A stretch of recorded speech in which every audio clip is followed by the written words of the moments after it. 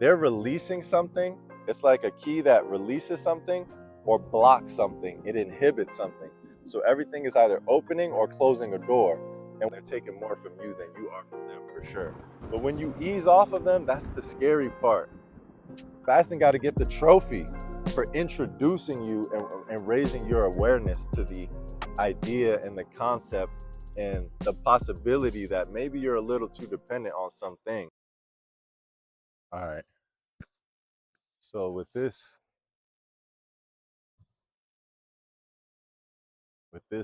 microphone, I'm getting a new mic. I don't like this one off the bat. My boy told me to get this one because you can get two for the price of one. The other mic I had, I liked better. Everything that's less expensive doesn't make it a better deal. But we're gonna get into the video, guys.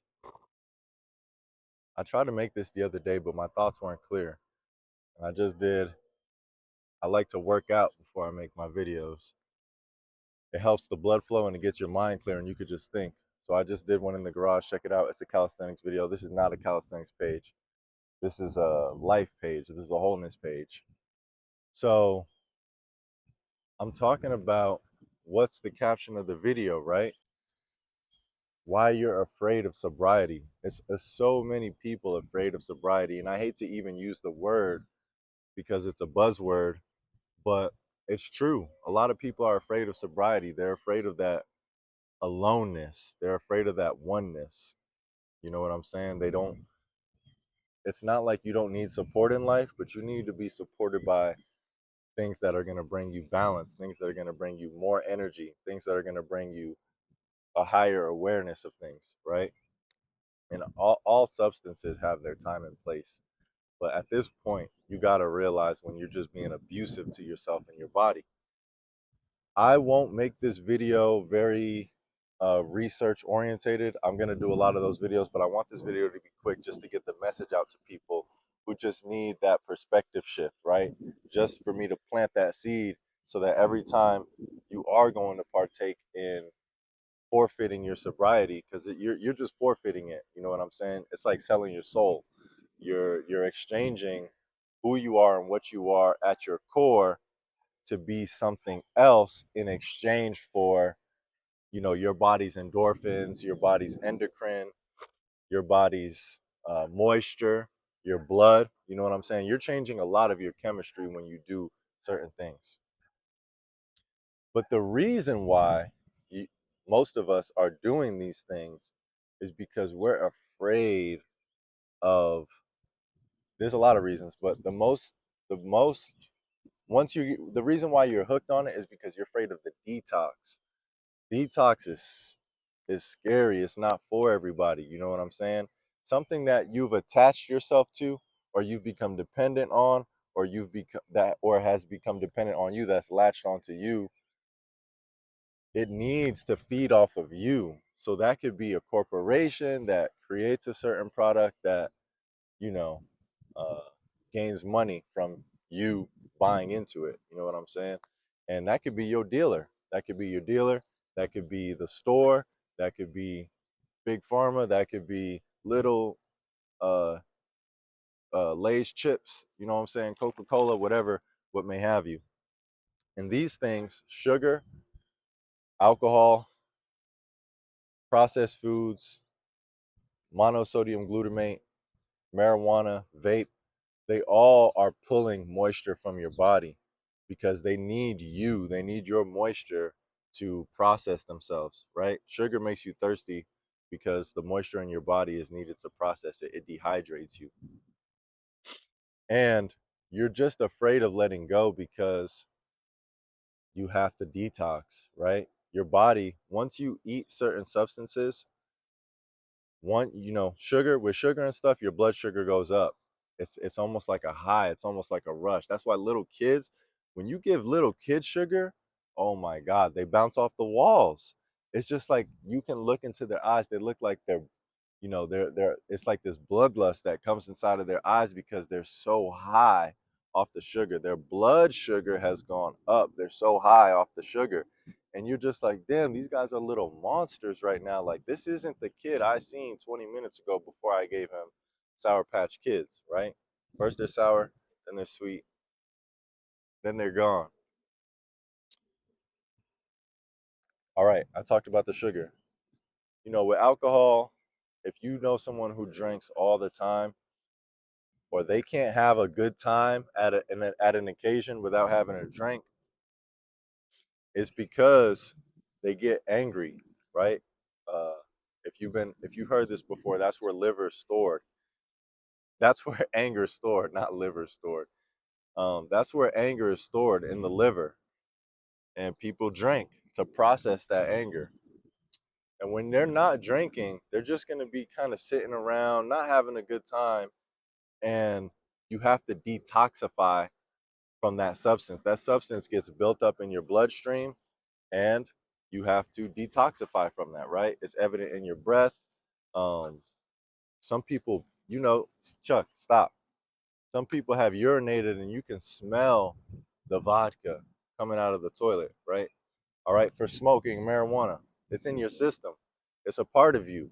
It's moving through your bloodstream, right? It's in your lungs.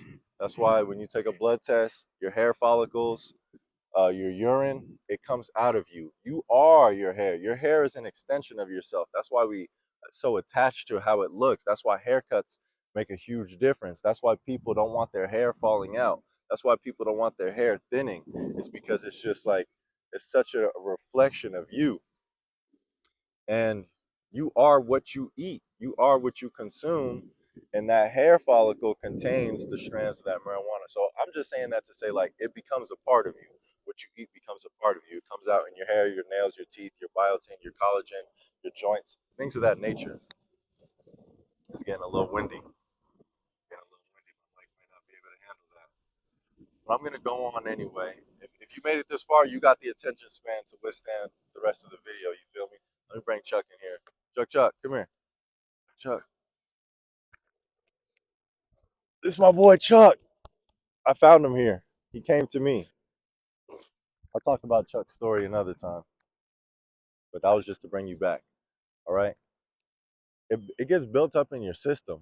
Cocaine gets built up in your system. All these things get built up in your system because they become a part of you. They attach themselves to you, right? And when you abstain from those things, you're going to experience symptoms. You're going to experience symptoms of the dependency you have on that substance because that substance makes you feel a certain type of way. It's sensual, right? It puts you in this sensual feeling of like, that's why you want to eat ice cream. It's nice and soft, or have a nice buttery soft croissant. You know what I'm saying? It's real soft. You feel me? Drinking makes you a little more giddy, a little more happy, but it could also make you angry too. You know what I'm saying?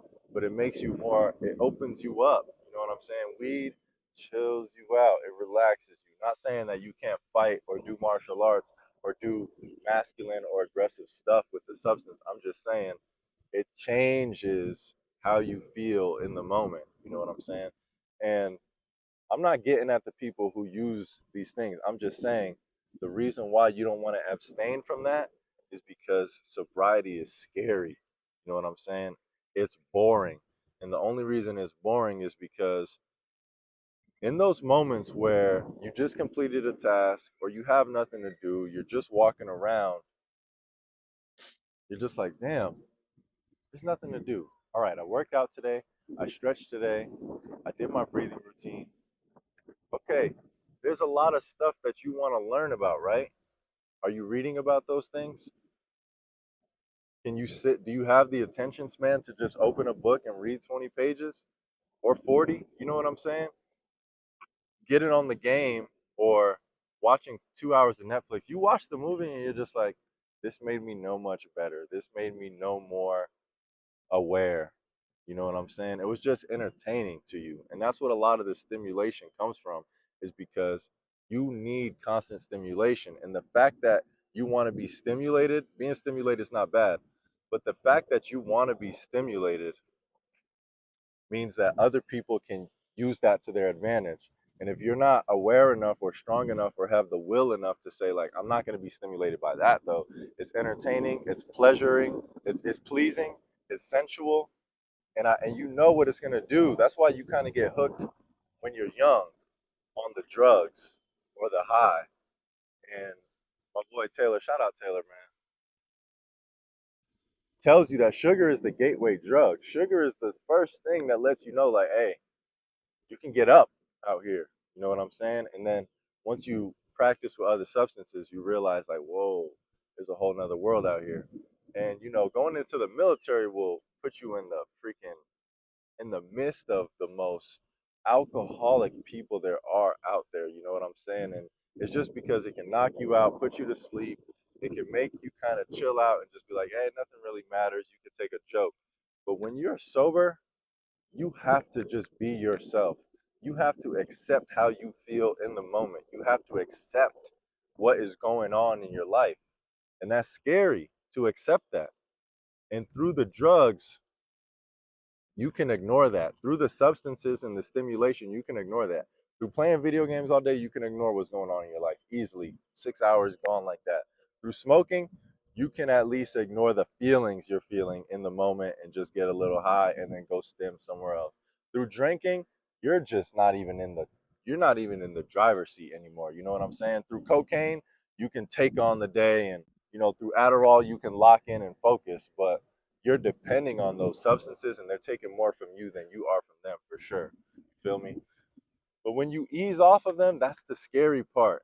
And this is where fasting takes a huge fasting got to get the trophy for introducing you and raising your awareness to the idea and the concept and the possibility that maybe you're a little too dependent on some things. you know it's not totally about being vegan or being plant-based or being vegetarian or being pescatarian or being what do they call it, carnivore. It's just those things kind of are introduction to show you, like, bro, I feel good. I've abstained from this and I feel good. Okay. I've abstained from water and I feel good. Okay. I've done smoothies for a week and I feel good. And you're getting less and less heavy. You're eating less and less dense stuff and getting light. You're creating space because you're getting light. You're reducing the inflammation in your body. You're not like, I can't even make my belly stick out right now, but you're reducing that inflammation from the reactive oxygen species and the oxidative stress that comes with those inflammatory type foods. I don't want to get too deep into how everything is vibration and everything makes you move, and you know what I'm saying? It's just everything vibrates inside of you and creates a different reaction. But you release hormones, you release dopamine, serotonin, oxytocin, any substance you put in your body. It's not necessarily giving you something. It's just like a key that turns and releases something in your body already. It releases that substance that makes you feel that way, but that's already coming from inside you. It's not giving you anything. You know what I'm saying? All these plants, all these herbs, all these leaves, all these powders, all these tinctures, they're releasing something. It's like a key that releases something or blocks something. It inhibits something. So everything is either opening or closing a door. And once it opens that door, it releases that. And now I'm feeling this. And by feeling this, I'm not feeling that. You know what I'm saying? By feeling these endorphins, I'm not feeling sad. I'm not feeling disappointed. I'm not feeling like I'm worthless. I'm not feeling like I'm missing out. You know what I'm saying? It's just like straight sobriety. There's a bunny just booking it right there. Dog's right here. So that's how you get caught up in that cycle of, like, I want to feel this way and I don't want to feel that way, but you got to go face it. You know what I'm saying? That's what detox is. And that's where people who exercise their will over their body and make sure their body is not submitting, but in harmony with their mind and what they want to do and their goals and their affirmations. All right. Let me see where I'm at on time. Okay, 13 minutes. Let me try to wrap this up. I don't want to lose everybody. you that if you fast, if you've ever gone 12 hours without eating, that ghrelin comes up. It's a hormone. See, it's a hormone that gets released that says we want food. But the gut can actually activate that hormone in you. The the microscopic organisms in your gut, they have a say so too. This is your universe and your body and your government. They have a say so in what goes on. They can vote. You know what I'm saying? But you got to get them out of here. You got to lobby your organs and your intestines and your colon to be in harmony with you, so that there's not like a Republican Democrat thing going on in your body. Like, oh, I want to be fit, I want a six pack, but I want chips and I want soda. You know what I'm saying? You got to get those guys out of here. You got to lobby them. So once you get that under control, the vagus nerve and that gut brain axis will be more in line with what you want, but you have to detoxify them. And that's going to suck because you're going to have cravings. You're going to have restless nights. Just like a drug addict. Like these are the let me calm down. These are the symptoms that drug addicts, that you call drug addicts or we call drug addicts, but we're still addicts too at our own level. These are the symptoms that drug addicts experience. And who are you to be looking down on them when you can't abstain from certain stuff? You know what I'm saying? Like, oh, you're a cokehead. Oh, you're an alcoholic. Oh, you're a meth head. They just got hooked on the meth. You know what I'm saying? Everybody's on their own path. They just got hooked on the meth, just like you got hooked on the sugar. And they're hooked on the meth and they don't want to be, just like you don't want to be overweight. You don't want to be fat. You don't want to be out of shape. You don't want to have a short attention span. You don't want to be dumb. You don't want to be illiterate and uneducated, but you can't buckle down and focus because you need your drugs. You know what I'm saying? You keep choosing your drugs, and even if that's sex, you know what I'm saying? You keep choosing those endorphins. They just went crazy up in the endorphins. That's the difference. They're just like, I want all the endorphins I can get, but they're burning out because by releasing those hormones, your body has to build them up, and your body has so little bit of hormones now from getting stimulated. No, don't do it. Chasing ducks. I do not want to give him a bath. Your body has giving out so much little hormones. That's where that increase in tolerance comes in. You'll need more and more. You have to dump more and more of those chemicals that bring out the reaction to open the door wider and wider to give out more and more of the substances that are getting you high, that are already in your body. Oxytocin, dopamine, serotonin, and all those other things. You know what I'm saying? Adrenaline, that's just waxing you. They're just, you know what I'm saying? They just got to keep getting higher and higher because they want to be number and number and number. You're just numbing yourself. So if you want to get rid, here, if you made it this far, I'm gonna give you the key. If you want to be aware of all of your drug habits, the best thing you can do is start with food. Just keep doom scrolling, you know what I'm saying? Do what you got to do. Um Eat what you want to do, do what you want to do, but start to fast a little more until you can get to the point where you could do a 1 week fast. And I got a video on that, on how to the tutorial of how to get to that 7 day fast. But how to be able to fast will show you, like, okay, I'm going without food. Why am I cranky? Why am I angry? Just because I haven't eaten, right? I haven't eaten since, it's about 1 right now, or we're pushing like 11. But I haven't eaten since like 8 last night. You know what I'm saying? That's nothing, guys. That's nothing. It's usually 16 to 18 hours before I'm putting food in my body. But I'm saying that to say you don't need it. All right. For example, the other day, I ran 4 miles. I did 400 dips. I did 200 pull ups. It was 5 p.m. I haven't had a single thing to eat. First thing I ate was a pound of blueberries, 2 pounds of blueberries, and like 6 ounces of blackberries. And then I was chilling. You know what I'm saying? If you have goals to, get big and strong, do what you got to do, eat accordingly. But this is for the people who are trying to train their will and gain their sobriety back, just so that you can have the contrast. The biggest reason you want to fast or abstain long enough, the longer you go in this direction, which is abstinence, the longer you go in the direction of abstinence, and this is indulgence, this is abstinence. To see what that looks like at its core over there, you need contrast. You need the contrast, all right? So get yourself some contrast. Build up a 1 day fast, build up a 2 day fast, abstain from added sugars, abstain from processed foods. You got to give it days to see how you feel. If you notice your mood shifting, or you're getting angry, or you're getting impatient, or you're getting intolerable, or you're getting restless, or you're getting anxious, that's just detox. And once you are aware that that's just a symptom of detoxification, it'll help you be able to exercise your will over that, because some of us want to be more than what we are, and some of us know we're more than what we are, but we don't have the discipline and we lack the intention. All right, stay disciplined, stay intentional, like, share, subscribe, do everything. If you made it this far, your attention span is still intact. Yeah, 20 minutes.